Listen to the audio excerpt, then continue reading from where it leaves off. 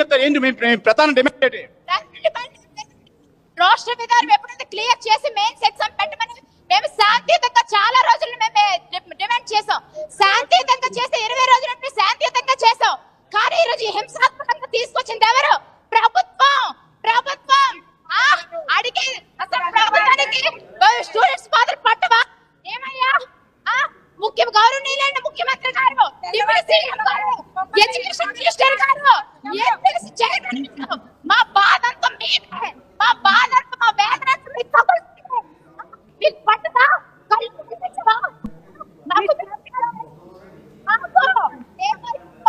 ఇక్కడ మేము ఆగేది లేదు.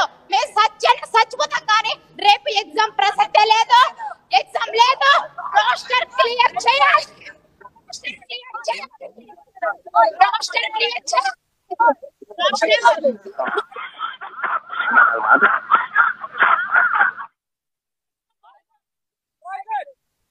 మేము చాలా శాంతియుతంగానే మేము మాట్లాడామండి.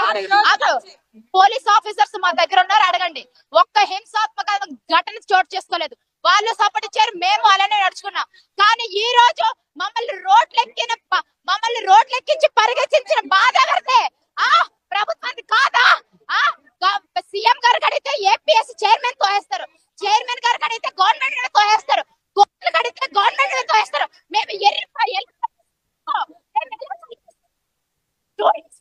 పట్టదా? అవసరం లేదా?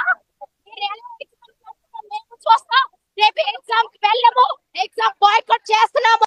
మా జీవితాలు నాశనం అయిపోయినా, మేము చచ్చిపోయినా ఎక్కడి నుండి కదిలే ప్రసక్తి లేదు. గవర్నమెంట్ దిగి రావాలి, ప్రభుత్వం దిగి రావాల్సింది అంతే. రావాలి. మా వేదన మీకు అర్థం కాదు.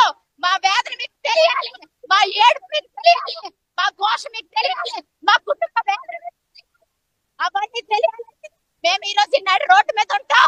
మీ ప్రభుత్వాలు దిగి రావాలి. ఈ రోజు చాలా మంచి బహుమతి ఇచ్చారు అయ్యా కూటమి ప్రభుత్వం. ఓటేసి మా ప్రభుత్వం మాకు మంచి చేస్తుందని నమ్మి ఓటేసినందుకు మాకు మంచి మంచి మంచి మంచి బుద్ధి చెప్పారు. మీ ప్రభుత్వం కలిసి 4 రోజుల నుంచి చెప్పించుకోకల్లా మమ్మల్ని రోడ్ల మీద ఉంచి మీకు మంచి చేస్తాం, మీకు మీకు మీకు సానుకూలంగా స్పందిస్తామని వాయిస్ నోట్లు కూడా